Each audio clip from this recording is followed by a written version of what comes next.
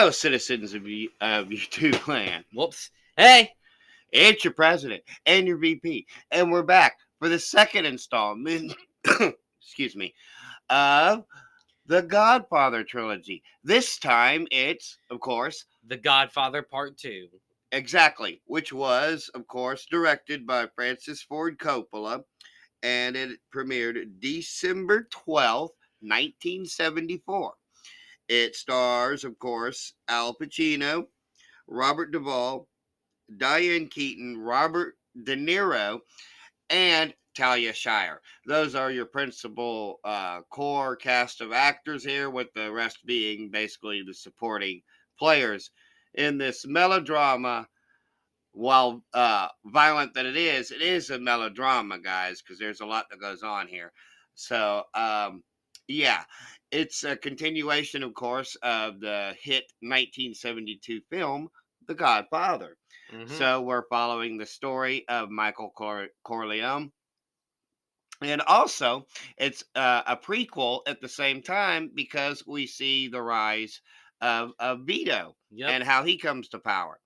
So, yeah, and it was produced for a budget of $13 million, and it made somewhere between 48 and 93 million dollars. And it currently, for those of you who are interested, has a Rotten Tomato score of 96%. Where'd the So, other 4% go? yeah, well, you know how it is. You know how it is. There's going to be some people out there that don't quite understand the true greatness that is this film. So, By the way, if you're wondering, one of the major criticisms we had of The Godfather Part 1 was that the theme played constantly throughout the film. yeah, It does again with this one. I get it. It's a good song and all, but literally throughout The Godfather Parts 1 and 2, they've played it at least 15 to 20 times. yeah. But I guess one can argue though that at least here in part two, they do mix it up a bit with a bit more to the score than just that original theme that was titled and named just different things, but it was the exact same song. So, anyways, guys, we learned that Vito was born in Corleone, Sicily, and that around the year 1901, his father ended up sleeping with the fishes because of Don Fanucci, and also his brother who had escaped into the No, mountains. it was Don Ciccio who killed him. Don Fanucci is the one that he makes his bones with. Yeah. Okay. He's right. It's Don Cicillo, who, yeah, he's the one that makes sure his father sleeps with the fishes, and also his brother who had escaped into the mountains and swore revenge. So we meet his mother, who is begging for young Vito's life so that he too does not sleep with the fishes. And guys, I'm pretty sure by now you understand the euphemism that we're using here. So, Yeah. yeah, she begs for his life and swears basically on the Virgin Mary herself and no certain terms that he won't cause any harm, that he's weak, and that he can't do anything, right? Because he's just a 9-year-old boy. But you see, the Don kind of already understands that since he made the other two sleep with the fishes, that Vito is going to, well, seek some vengeance later on when he Mm-hmm. is strong and when he is older and bigger and more powerful. Yeah. And spoiler, that's exactly what happens. Yeah. So Vito, he then escapes from Sicily and goes Mm-hmm. to Ellis Island in New York, in which we see Vito, his name is changed from his last name to Corleone. Because, and I don't know, guys. I don't know how I really felt about that when I mean, I guess that was a common theme.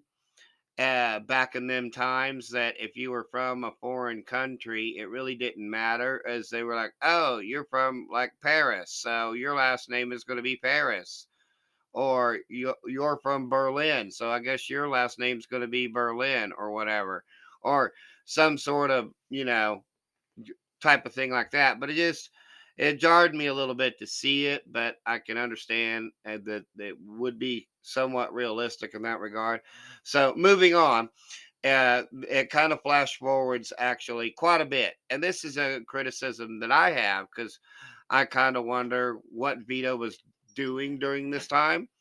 Oh, well, before that, afterwards, it flash forwards to Michael's Yeah, perspective as the film basically uses a structure called the dual narrative structure, which is very uncommon in films, as you mostly see it in books, but not films. So it's really cool that they were able to do it this way. and the way they kind of use this, the way that Francis uses this like fade in technique to show the time lapses, it's a pretty cool technique in filmmaking too, if I do say so myself. Yeah.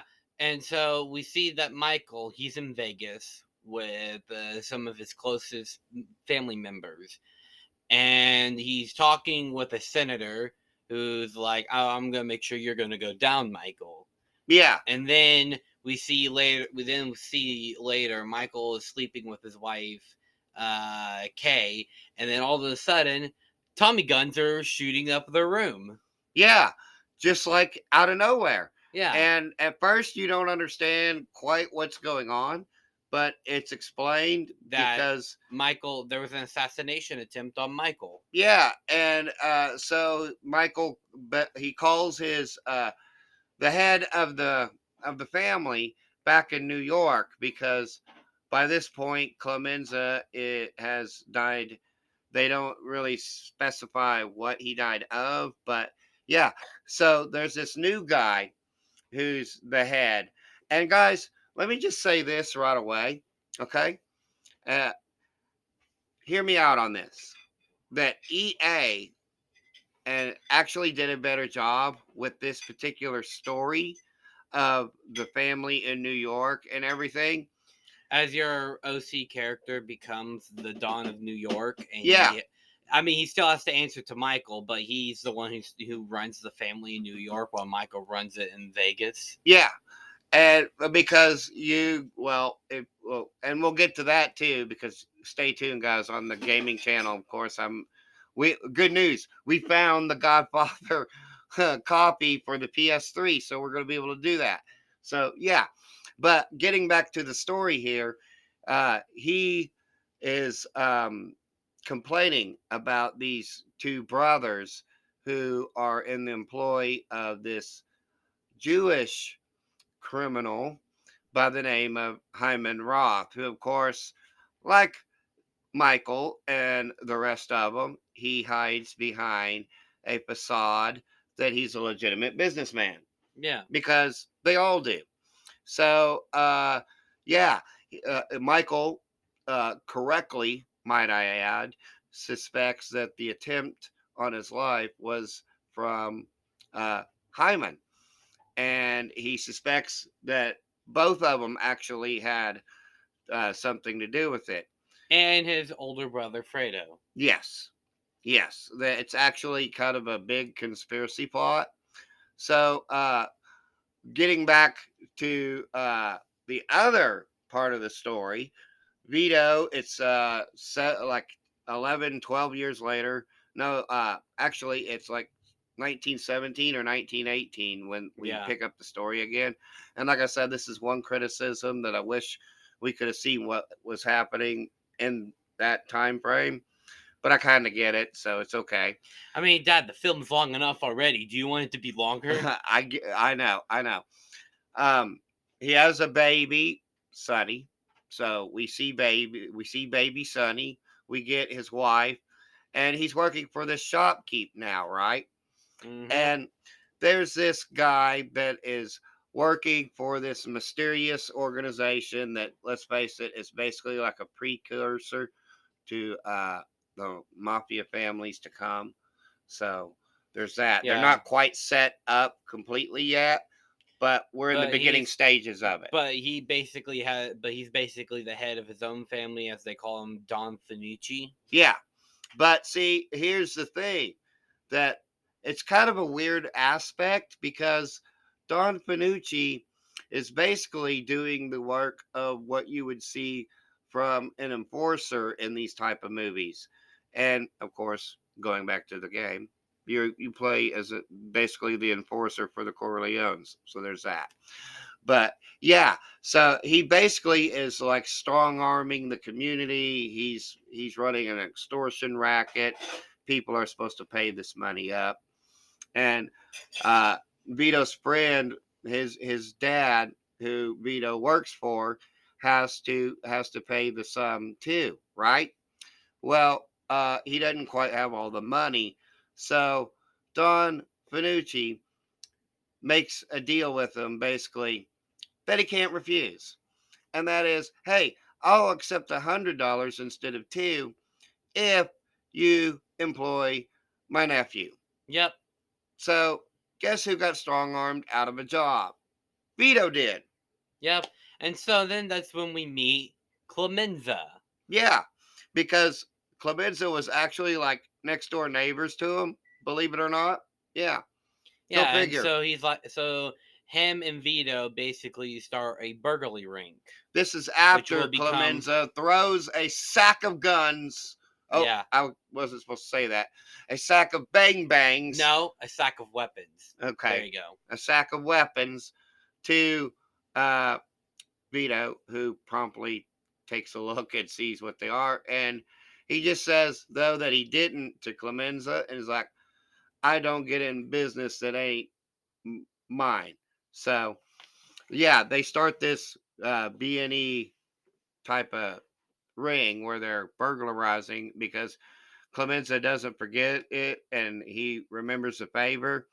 So him and Vito, they go into this rich person's house who Clemenza says that he knows, but he was obviously lying because he picks the lock. And then they just walk right on in and take the carpet Yep. and he takes it back to his wife. So, yeah, that's the beginning of it. Yeah. And that's But how it of starts. course, they get strong armed by Don Finucci. Yep. And so then you know what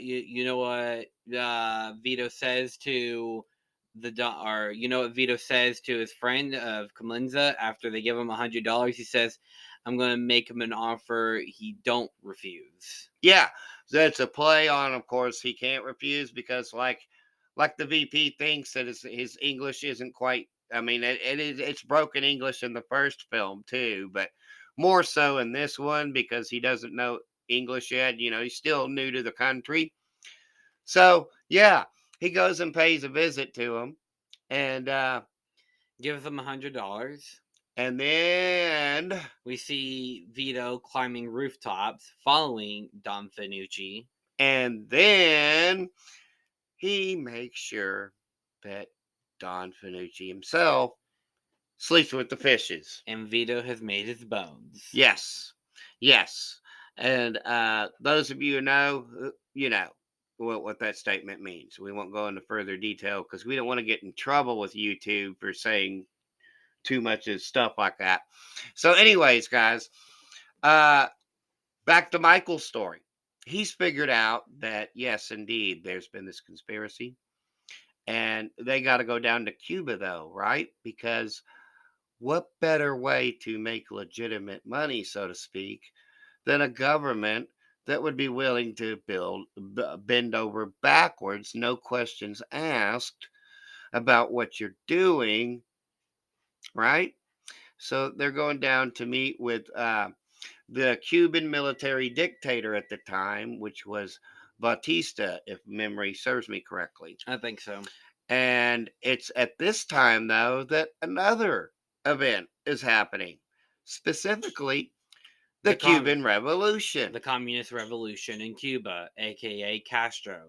And Michael, having foresight, actually understands that, see, you pay your army to fight for you. But when people who aren't being paid to fight, well, they actually stand a better chance of winning because they're fighting for something other than money. Mm-hmm. And as a result, he has the foresight to understand what's going on.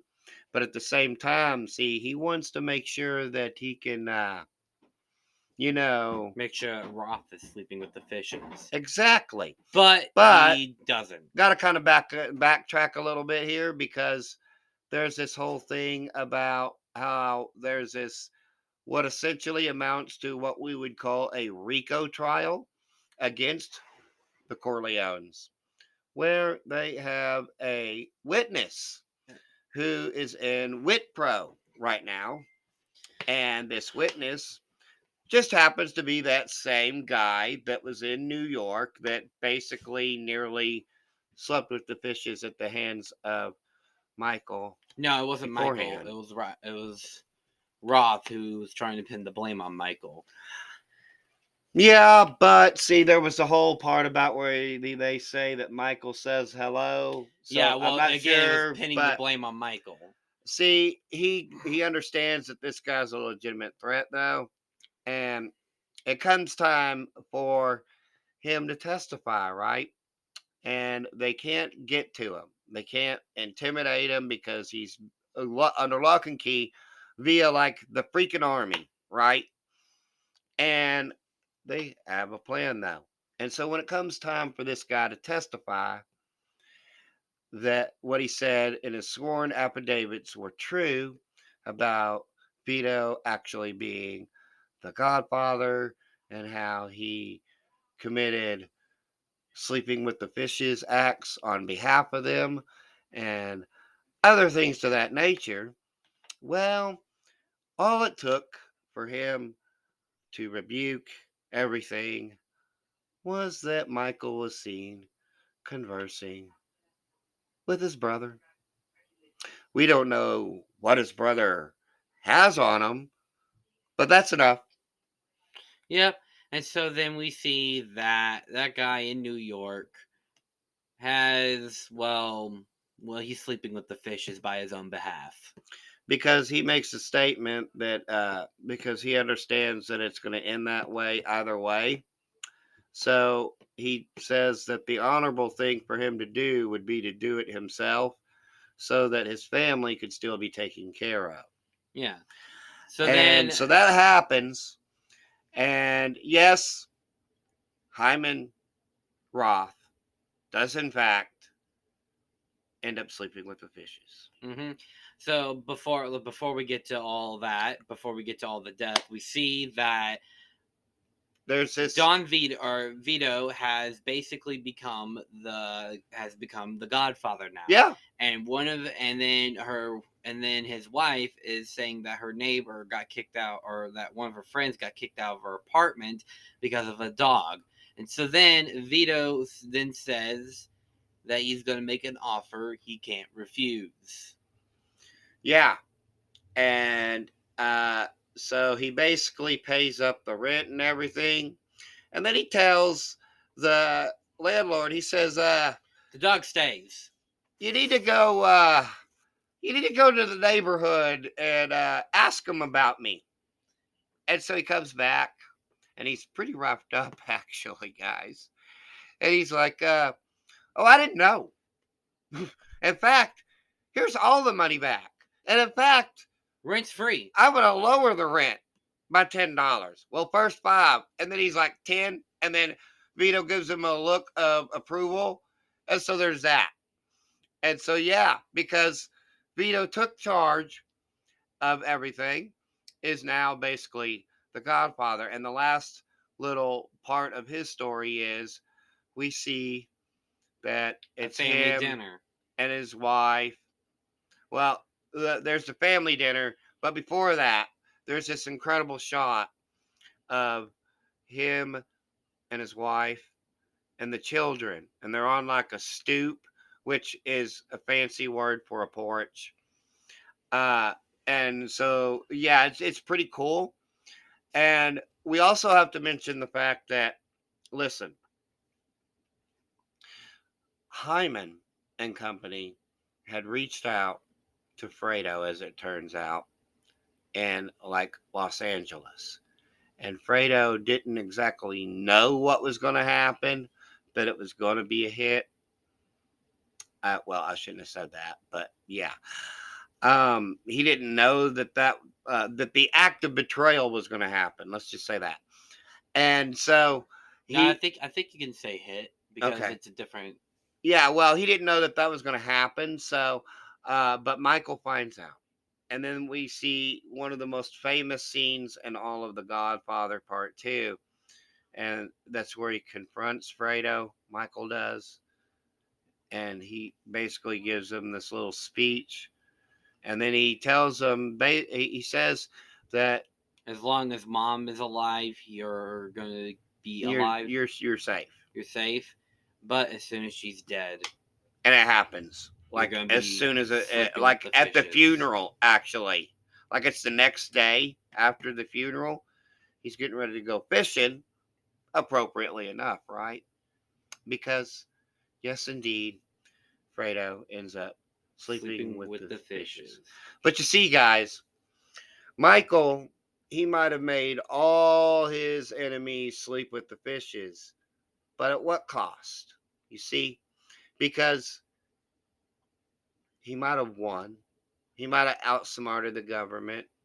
He might have gotten rid of all his enemies. But his enemy included his own brother.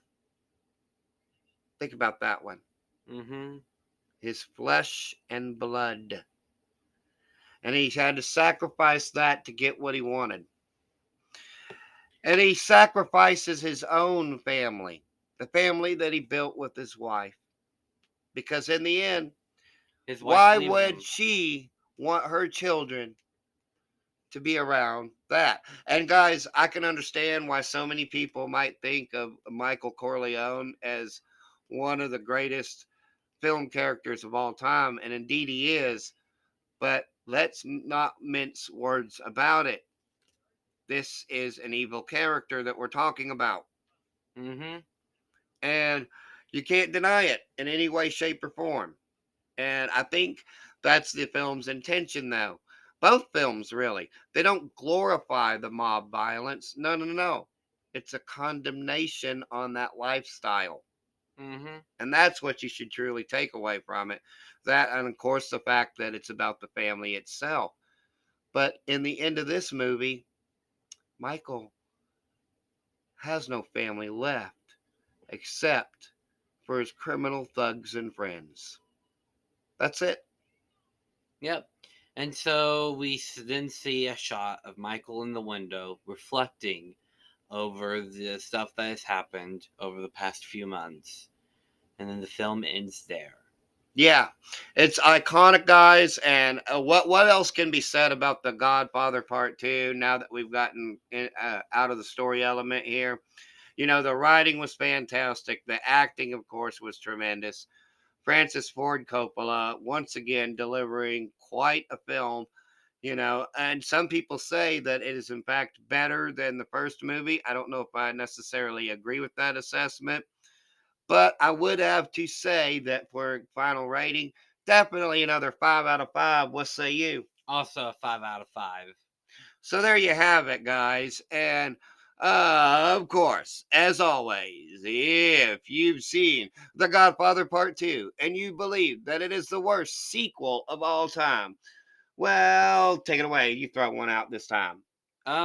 Worst sequel of all time, you Yeah. say? Jaws 3D. Okay. There you go, guys. Clearly you've never seen Jaws 3D or Jaws the Revenge or Yeah, yeah. totally different genre. Maybe that'll be hint hint. One of them will be in next year's month of Halloween horror. So Oh yeah, yeah. look forward to that one. Anyways, um, that'll do it for this one, and there's nothing else left to say except peace Peace and and love love from from Denny Denny and and Son. Son. Bye. Bye.